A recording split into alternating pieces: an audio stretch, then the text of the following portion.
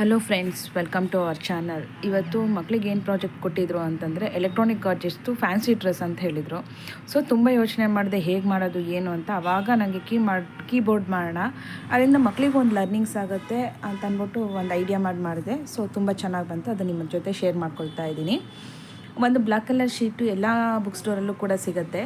So ಅದನ್ನು ತೊಗೊಂಡು ಒಂದು ಕೀಬೋರ್ಡ್ ಮಾಡೆಲ್ನ ಇಟ್ಕೊಂಡು ಅದು ಹೇಗಿದೆಯೋ ಅದನ್ನು ಪೆನ್ಸಿಲಲ್ಲಿ ಬರ್ಕೊಂಡಿದ್ದೀನಿ. ಒಂದು ಲೈನಿಂದ ಇನ್ನೊಂದು ಲೈನಿಗೆ ಗ್ಯಾಪಿಗೆ ನಾನು 1.5 ಸೆಂಟಿಮೀಟರ್ ಇಟ್ಕೊಂಡಿದ್ದೀನಿ. ಆ ಕೀಬೋರ್ಡ್ದು ಏನು ಮೆಷರ್ಮೆಂಟ್ ಇದೆ ಅದು 2 ಸೆಂಟಿಮೀಟರ್ಗೆ ತೊಗೊಂಡಿದ್ದೀನಿ. ಕೀಬೋರ್ಡ್ದು ನಾನೊಂದು ಮಾಡೆಲ್ ನೀಟಾಗಿ ಬರೆದು ಲಾಸ್ಟಲ್ಲಿ ಸ್ವಲ್ಪ ಶೀಟ್ ಉಳ್ಕೊಳ್ಳುತ್ತೆ, ಇಲ್ಲಾಂದರೆ ಇನ್ನೊಂದು ಎಕ್ಸ್ಟ್ರಾ ಶೀಟ್ ತೊಗೊಂಡ್ರೂ ಪರವಾಗಿಲ್ಲ.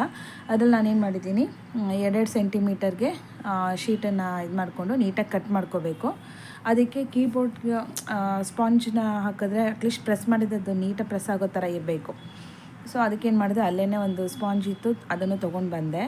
ಸೊ ಅದನ್ನು ಕೂಡ ನೀಟಾಗಿ ಈ ಥರ ಉದ್ದ ಕಟ್ ಮಾಡಿಕೊಂಡು ಅದನ್ನು ಚಿಕ್ಕ ಚಿಕ್ಕ ಕ್ಯೂಬ್ಸ್ ಥರ ಮಾಡ್ಕೋಬೇಕು. ಅದಕ್ಕೆ ಇದನ್ನು ತೊಗೊಂಡಿದ್ದೀನಿ ನೋಡಿ. ಅದು ಎಷ್ಟು ಮೆಷರ್ಮೆಂಟ್, ಇದನ್ನೇನು ಅಳತೆ ಇಟ್ಕೊಂಡಿಲ್ಲ, ಒಂದು ಕಣ್ಣು ಅಳತೆಯಲ್ಲಿ ಕಟ್ ಮಾಡ್ಕೋತೀನಿ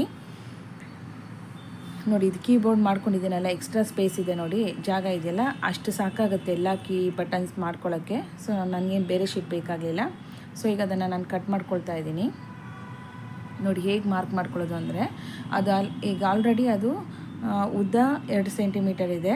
ನಾವು ಅಗಲನೂ 2 ಸೆಂಟಿಮೀಟರ್ ಇಲ್ಲ 1.5 ಸೆಂಟಿಮೀಟರ್, ನಿಮ್ಗೆ ಎಷ್ಟು ಕನ್ವೀನಿಯಂಟ್ ಬೇಕು, ನಾನು 2 ಸೆಂಟಿಮೀಟರ್ ಇಟ್ಕೊಂಡಿದ್ದೀನಿ. 2 ಸೆಂಟಿಮೀಟರ್ಗೆ ನೀಟಾಗಿ ಸಣ್ಣ ಸಣ್ಣ ಬ್ಲಾಕ್ಸ್ಗಳನ್ನ ಅಥವಾ ಕ್ಯೂಬ್ಸ್ ಥರ ನೀಟಾಗಿ ಕಟ್ ಮಾಡ್ಕೋಬೇಕು ನೋಡಿ, ಆ ಥರ. ನೆಕ್ಸ್ಟ್ ನಾನೇನು ಮಾಡ್ತೀನಿ, ಸ್ವಲ್ಪ ಟೈಮ್ ಹಿಡಿಯುತ್ತೆ, ಬಟ್ ತುಂಬ ಏನಿಲ್ಲ.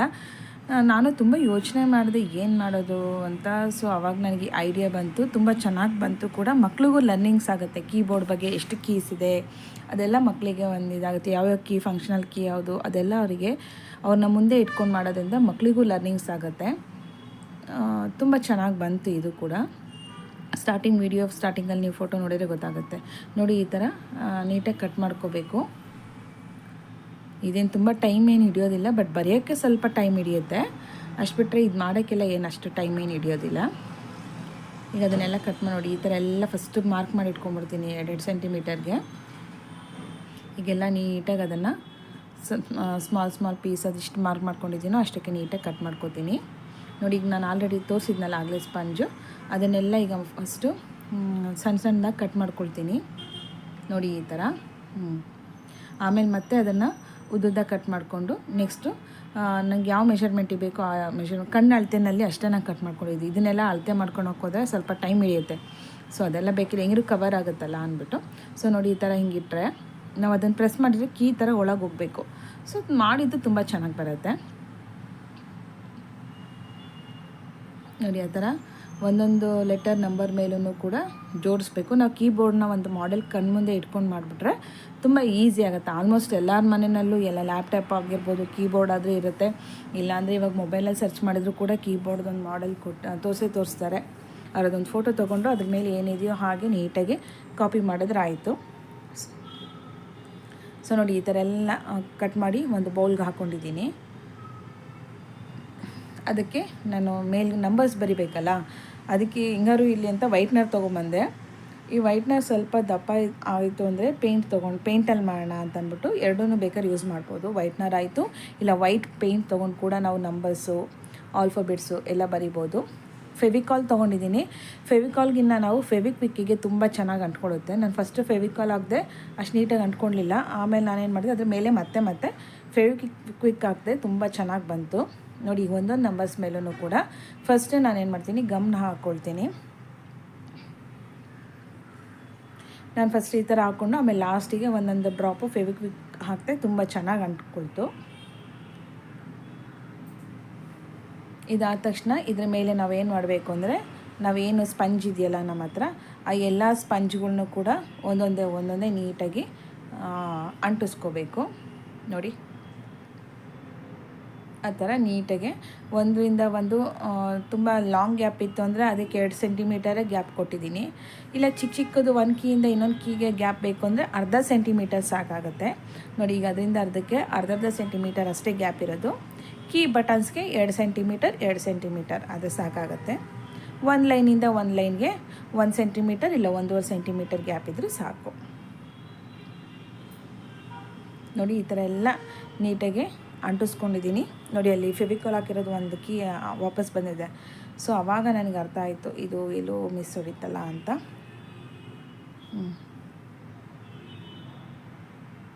ಈ ಥರ ಬರುತ್ತೆ ನೋಡಿ. ಇನ್ನು ಈ ಕಡೆ ಎಲ್ಲ ಪೇಸ್ಟ್ ಮಾಡ್ಕೋಬೇಕು. ಅಲ್ಲಿ ಲಾಸ್ಟಲ್ಲಿ ನೋಡಿ ಕೀಬೋರ್ಡ್ ಹೇಗಿದೆಯೋ ಆ ಥರ ಇದು ಮಾಡಿದ್ದೀನಿ. ಇದೆಲ್ಲ ಆದಮೇಲೆ ಲಾಸ್ಟಿಗೆ ಅದನ್ನು ನೀಟಾಗಿ ಒಂದು ಶೇಪ್ ಕೊಟ್ಟು ಕಟ್ ಮಾಡ್ಕೊತೀನಿ.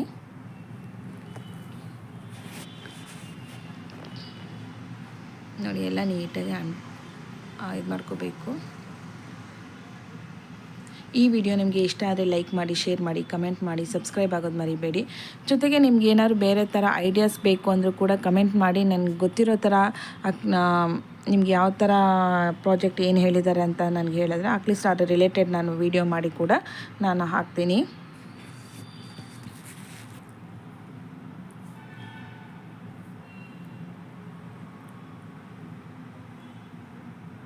ನೋಡಿ ಎಲ್ಲ ನೀಟಾಗಿ ಪೇಸ್ಟ್ ಮಾಡಿದ್ಮೇಲೆ ಈ ಥರ ಕಾಣಿಸ್ತಾ ಅಂಟಾಕಿದ್ಮೇಲೆ ಈ ಥರ ಇರುತ್ತೆ. ಸೊ ಬರೆದು ಅದ್ರ ಮೇಲೆ ಕೀಬೋರ್ಡ್ದೆಲ್ಲ ಬರೆದು ಹಾಕಿದ್ಮೇಲೆ ಇನ್ನೂ ತುಂಬ ಚೆನ್ನಾಗಿ ಕಾಣುತ್ತೆ. ನೋಡಿ ಹೀಗಿದೆ. ಈಗ ಇದನ್ನು ಒಂದೊಂದೇ ತೊಗೊಳ್ತೀನಿ. ಯಾರಾದರೂ ಒಬ್ಬರು ಸಪೋರ್ಟ್ ಇದ್ದರೆ ಇನ್ನೂ ಬೇಗ ಬೇಗ ಆಗೋಗುತ್ತೆ. ಒಬ್ಬರೇ ಮಾಡೋದು ಸ್ವಲ್ಪ ಟೈಮ್ ಹಿಡಿಯುತ್ತೆ, ಬಟ್ ಚೆನ್ನಾಗಿರುತ್ತೆ. ಮಾಡ್ಬೋದು. ಫ್ಯಾನ್ಸಿ ಡ್ರೆಸ್ ಮಕ್ಕಳಿಗೆ ಎಲೆಕ್ಟ್ರಾನಿಕ್ ಗಾಜೆಟ್ಸ್ ಏನಾದ್ರು ಫ್ಯಾನ್ಸಿ ಡ್ರೆಸ್ ಅಂತ ಹೇಳಿದರೆ ಸೊ ಇದನ್ನು ಮಾಡ್ಬೋದು. ಇದು ಏನಂದರೆ ಸುಮ್ಮನೆ ಬೇರೆ ಥರ ಇರಲ್ಲ. ಈ ಕೆಲವೊಂದು ಕಡೆ ಏನು ಮಾಡ್ತೀವಿ, ಅಂಗಡಿಯಿಂದ ಯಾವುದೋ ಒಂದು ಬಟ್ಟೆ ತೊಗೊಂಬರ್ತೀವಿ, ಹಾಕ್ಬಿಡ್ತೀವಿ, ಕಳಿಸ್ಬಿಡ್ತೀವಿ. ಅದು ಹಾಗಲ್ಲ. ನೋಡಿ ವೈಟ್ನರಿಂದ ಮಾಡಿದ್ರೆ ತುಂಬ ದಪ್ಪ ಬಂತು. ನಾನು ಎರಡೂ ಇಟ್ಕೊಂಡಿದ್ದೀನಿ. ಕೆಲವೊಂದು ಕಡೆ ವೈಟ್ನರ್ ಬಳಸೋ ಕಡೆ ವೈಟ್ನರು ಬಳಸಿದ್ದೀನಿ, ಪೇಂಟ್ ಬಳಸೋ ಕಡೆ ಪೇಂಟು ಬಳಸಿದ್ದೀನಿ. ಪೇಂಟು ಚೆನ್ನಾಗಿ ಬರುತ್ತೆ ಸಣ್ಣಗಿರೋ ಬ್ರಷ್ ತೊಗೊಂಡ್ರೆ. ಸೊ ಪೇಂಟಲ್ಲೂ ಕೂಡ ನಾವು ನಂಬರ್ಸ್ನ ನೀಟಾಗಿ ಬರಿಬೋದು.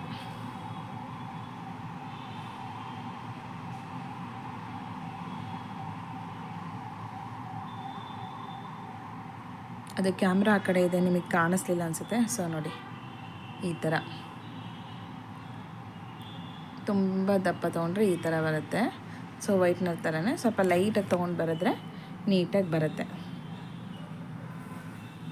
ವೈಟ್ ಕಲರ್ ಪೆನ್ ಬರುತ್ತೋ ಇಲ್ವೋ ಗೊತ್ತಿಲ್ಲ, ಬಟ್ ಕೇಳಿದೆ, ಸಿಗಲಿಲ್ಲ ನನಗೆ. ನೋಡಿ ಅದು ಹೇಗಿದೆಯೋ ಹಾಗೆ ಅಲ್ಲಿ ನೋಡ್ಕೊಂಡು ಪ್ರತಿಯೊಂದನ್ನು ಅದು ಹೇಗಿದೆಯೋ ಹಾಗೇ ಬರೆದು ಅದಕ್ಕೆ ಅಂಟಾಕಬೇಕು. ನೋಡಿ ಈ ಥರ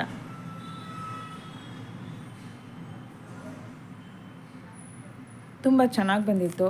ಎಲ್ಲರಿಗೂ ಕೂಡ ಇಷ್ಟ ಆಯಿತು. ನನ್ನ ಮಗಳಿಗೆ ಈಗ ಎಲ್ಲಾದ್ರೂ ಆ ಕೀಬೋರ್ಡ್ ಬಗ್ಗೆ ಜಸ್ಟ್ ಒಂದು ಬೇಸಿಕ್ ಇನ್ಫಾರ್ಮೇಷನ್, ಯಾಕೆ ನಾವೇ ಅಲ್ಲಿ ಅವ್ರನ್ನ ಕೂರಿಸ್ಕೊಂಡು ಮಾಡ್ತೀವಲ್ಲ, ಒಂದು ಬೇಸಿಕ್ ಇನ್ಫಾರ್ಮೇಷನ್ ಮಕ್ಕಳಿಗೆ ಇದ್ದೇ ಇರುತ್ತೆ. ಒಂದು ಮಾಡೆಲ್ ಥರನೂ ಇರುತ್ತೆ ಮನೆಯಲ್ಲಿ. ಇದನ್ನು ಮಾಡೆಲ್ ಥರನಾದ್ರು ಯೂಸ್ ಮಾಡ್ಕೋಬೋದು, ಫ್ಯಾನ್ಸಿ ಡ್ರೆಸ್ ಥರನಾದ್ರು ಯೂಸ್ ಮಾಡ್ಕೋಬೋದು. ಇದು ಹೇಗೆ ಫ್ಯಾನ್ಸಿ ಡ್ರೆಸ್ ಥರ ಹೆಂಗೆ ಹಾಕ್ತೀರಾ ಅಂತೀರಾ, ಬಟ್ ಅವ್ರು ಕೊಟ್ಟಿರೋ ಕಾನ್ಸೆಪ್ಟ್ ಹಂಗಿರೋದ್ರಿಂದ ಸೊ ಇದು ಇಲ್ಲಿ ಈಗ ಕೆಲವರು ವಾಷಿಂಗ್ ಮಿಷಿನ್ ಎಲ್ಲ ಮಾಡ್ಕೊಂಬಂದಿದ್ರು, ಮೌಸ್ ಕೂಡ ಮಾಡ್ಬೋದು. ಕೆಲವರು ಮೊಬೈಲ್ ಅಂಗಡಿನಲ್ಲಿ ಹೋಗಿ ಮೊಬೈಲ್ದು ಏನು ಇದೆ, ಕೆಲವೊಂದು ಶೋರೂಮಲ್ಲಿ ಮೊಬೈಲ್ದು ಏನು ಸಿಗುತ್ತೆ ನೋಡಿ, ಕೆಲವೊಂದು ಅವರ ಅಂಗಡಿನಲ್ಲಿ ಒಂದು ಮಾಡೆಲ್ಸ್ ಇರುತ್ತೆ. ಸೊ ಅದನ್ನೇ ಇಸ್ಕೊಂಬಂದ್ಬಿಟ್ಟು ಅದನ್ನೇ ಮಕ್ಕಳಿಗೆ ಹಿಂಗೆ ಹಾಕಿ ಕಳಿಸಿದ್ರು. ಆ ಥರನೂ ಕೂಡ ಮಾಡ್ಬೋದು. ಬಟ್ ಇದು ನಾವೇ ಮಾಡೋದ್ರಿಂದ ಇದರಿಂದ ತುಂಬ ಅಟ್ರಾಕ್ಟಿವ್ ಆಗಿರುತ್ತೆ, ಚೆನ್ನಾಗಿರುತ್ತೆ. ನೋಡಿ ಎಲ್ಲ ಆ ಥರ ಮಾಡಿ ಬರೆದು ನೀಟಾಗಿ ಕವರ್ ಮಾಡಿದ್ರೆ ಈ ಥರ ಇರುತ್ತೆ. ನಾನೊಂದು ಕಾರ್ಡ್ಬೋರ್ಡ್ ಶೀಟ್ನೇ ಹಿಂದೆ ಅಂಟಾಕ್ಬಿಟ್ಟು ನೋಡಿ ಈ ಥರ ಇದೆ.